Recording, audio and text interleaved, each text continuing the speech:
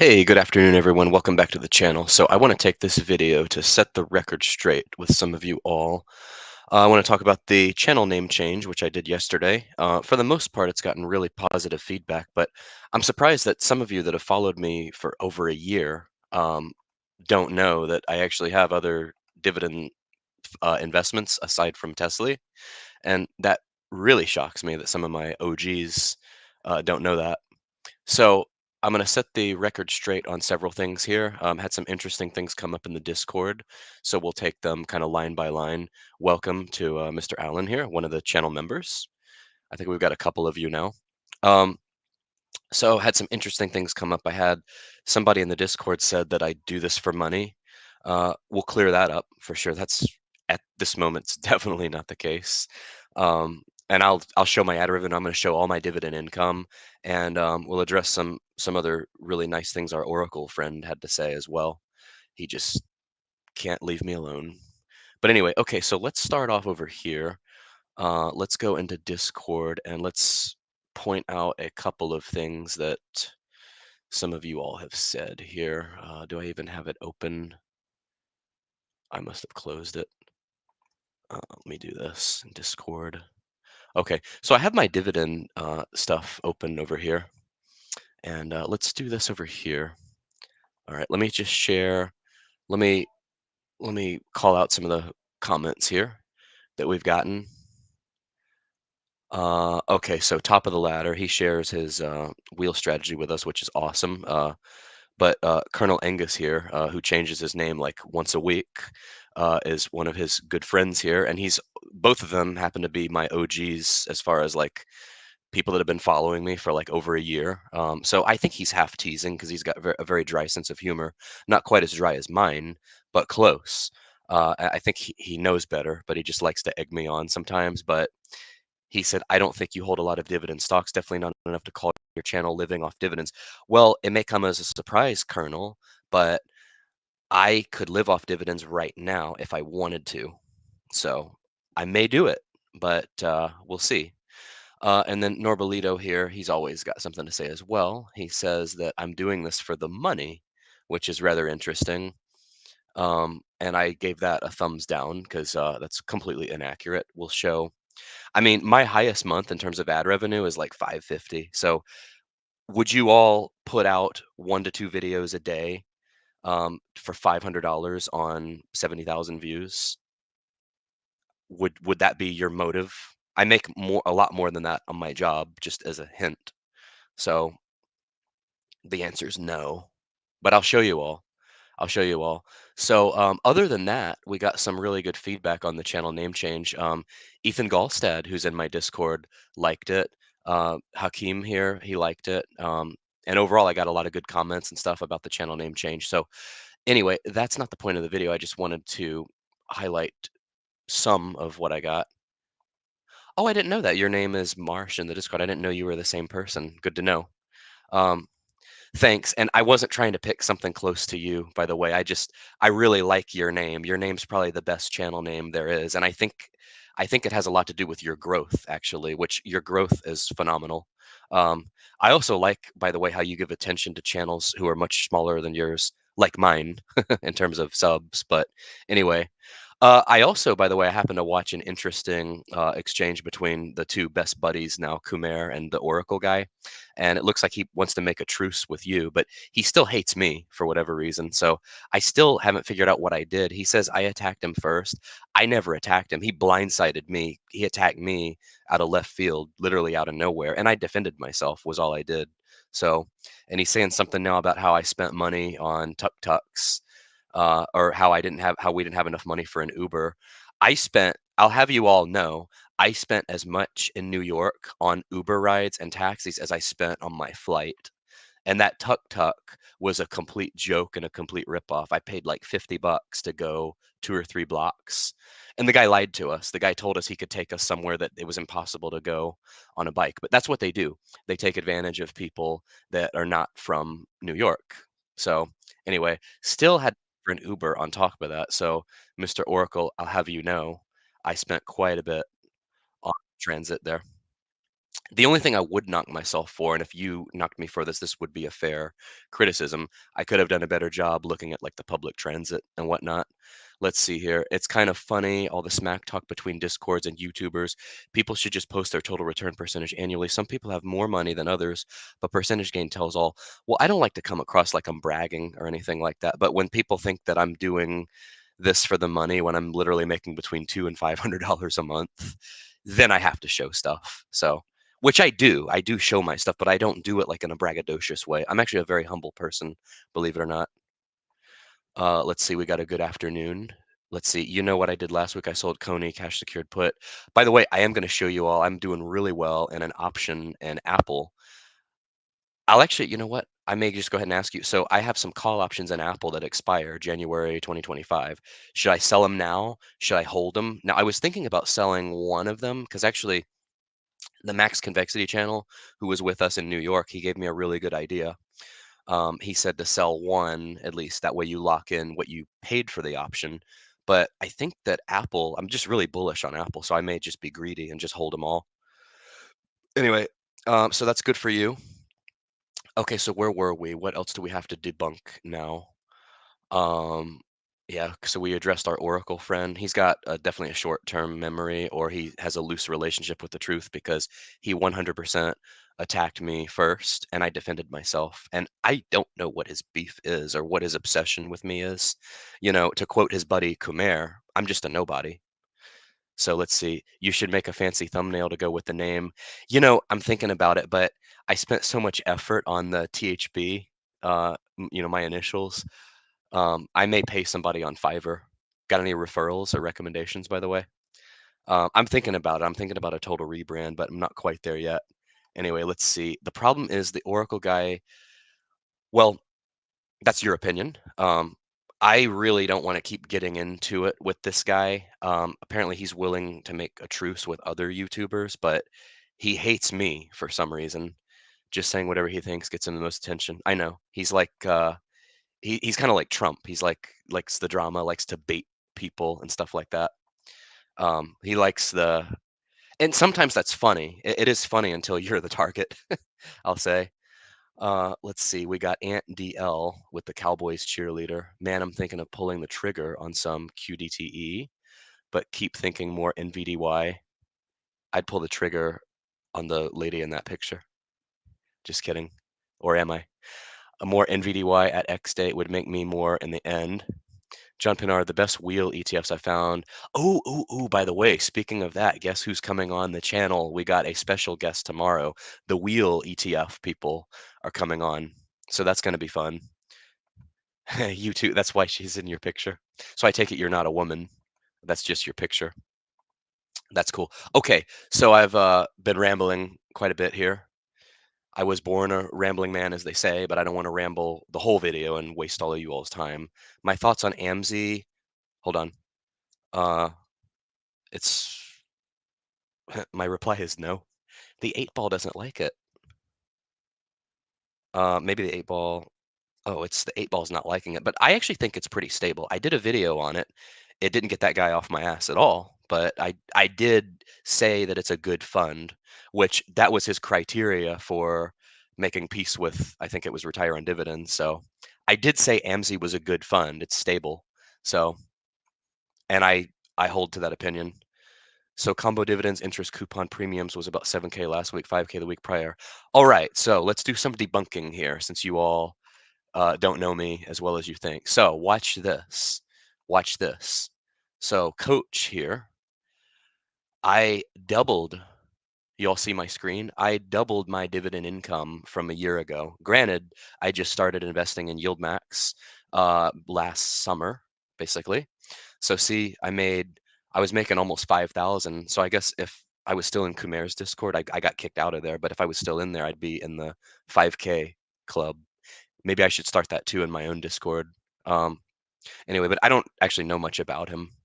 So I just know they're friends, they're buddies, they're good buddies now. Um, all right, let's see. 46. Yeah, so my best month was December, but now watch this. Drum roll, 2024. Now this is half projection because we are officially, believe it or not, through halfway of the year, which is crazy. We are at the midpoint of the year today.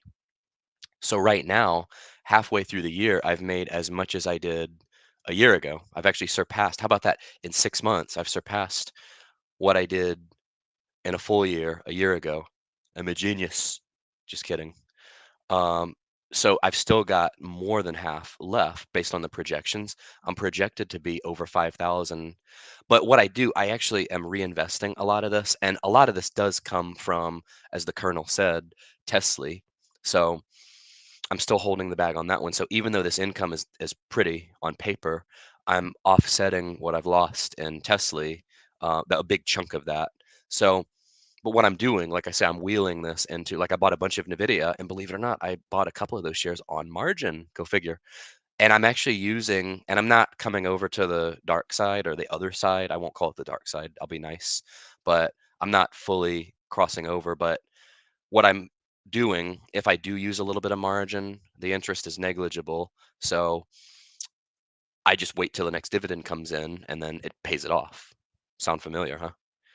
Um, yeah, I know a lot of channels do that. Okay, so $56,714.75. So why don't I just retire today? Well, like I said, because some of these funds I'm in have NAV erosion, and it's not quite the house's money, so to speak. Um, Let me do this over here. I don't want to show, like, well, let's see, that's what I have. Okay, so here's what I'm in. Okay, so you all that don't think I'm in that many dividend stocks, so I'm in right now. These are the ones that pay me and the ones that don't. I'm in Car Gurus. I'm in Chipotle. Ooh, and that had a sexy split just recently. 200 shares now. That is beautiful. $61. I can't wait for that to get back to where it was a week ago. That would be awesome. How about that? If Chipotle stock just got back to where it was, hold on a second here. Um, what was it? Almost $3,000. Wouldn't that be sexy? On 200 shares, 31.25, 625,000. I could afford a lot of tuk tuk rides with that. High tie. So Dollar General pays a little bit of a dividend. I have Intel that pays a little bit of a dividend. I have 21 shares of JP Morgan stock left. I actually got called out of my 200 shares as I was on the stage ringing the bell on June 21st. So that was a little bit of a bittersweet moment for me. So that's my dividends for the JP Morgan stock. I have Nvidia, which actually pays a dollar a quarter, it looks like. Palantir doesn't pay a dividend. Starbucks pays a slight dividend. These are the boring ones. I'm not into the YieldMax ones yet. AT&T still pays a dividend. That's kind of a garbage stock. Y'all are going to see some embarrassing stuff here. I got into one of the Jeremy Lefebvre stocks and it went bankrupt. And then there's Tesla. And then, okay, here we go. This is the bulk of my dividend portfolio here. So I have Beto. See that? This is what I'm making on Beto. I have Coney, which is paying me 6,000, almost 7,000. I have Feppy. I have Jeppy. I have Clip, which I honestly don't know why I'm in that one. I have QQQX and I have QQQY. Now I haven't recouped all my investment on that, like some others say. But it's kind of like, if you look at all the mechanics of it, it's kind of impossible at this point. It's still too early. I have QYLD still. I have SQY. I have some TNA, and the bulk of my dividend income, of course, is coming from Tesla. See, I still have a lot of shares of Tesla. So that's the bulk of it. I have Ulti, and then I have YMAG. So this portion this is showing me my annual income, my projected income. So that could be based on the median salary in the United States. That could be a full-time, excuse me, that could be a full-time dividend. Here's the options I'm currently holding. See, I'm showing you all a lot here. So market value, I'm up a lot in this one. High tie, I'm up as well. I know I'm not showing the cost basis here, but I'm way up in this one. I'm going to let this one ride. This could be, Apple could do really well. I think also, like, if Trump wins, I have a feeling like the last time he won, even though the stock market's been doing phenomenally, I think if he's going to offer like more tax cuts and stuff, the market could really soar. So I might just hold this one longer. Um, or I might even roll it out actually. And then there's the cash that I actually have from getting called out of my JP Morgan shares. So that is that. So that's So let's see, we debunked comment number one from the Colonel there. Let's see what else we got here. Oh, we got a lot of them. Oh, I left. Why did I leave your comment up? I guess I was impressed. And I don't always impress easy. Let's see here. Thank you. Thank you guys. Yeah. See, some of you doubt me.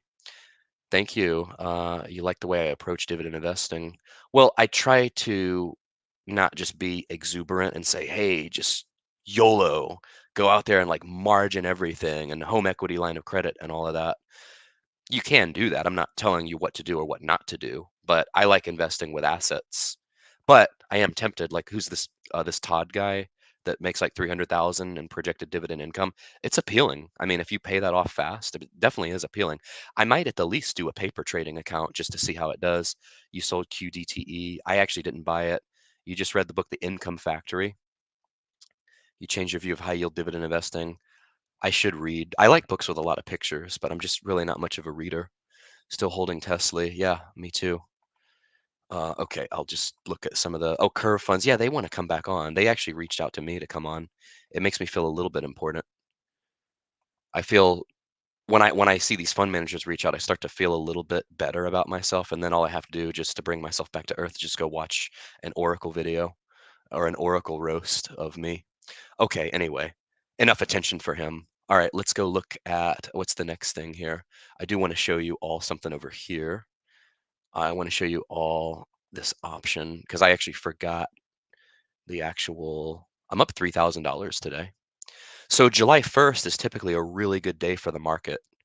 Um, it's like the midpoint of the year. Typically, when June 30th falls on a weekday, that's like the one of the biggest money movement days of the year. It's when companies freeze their forecast and their baselines for the year, their head count and all of that. It's when companies move.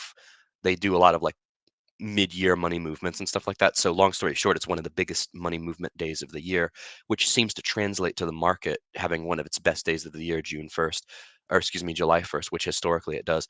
All right, I'm going to show you all that have stuck with me for over 15 minutes. These are my options over here. So MSOS, I'm actually getting crushed in that one, but I've more than offset it in my Apple calls. I've got 8 contracts of Apple. And check this out. The market value is 42.20, but the gain is 36.73. So I only paid a few $100s for this. 36.73. If I do some maths here, 42.20. Yeah, I only paid like 5.50.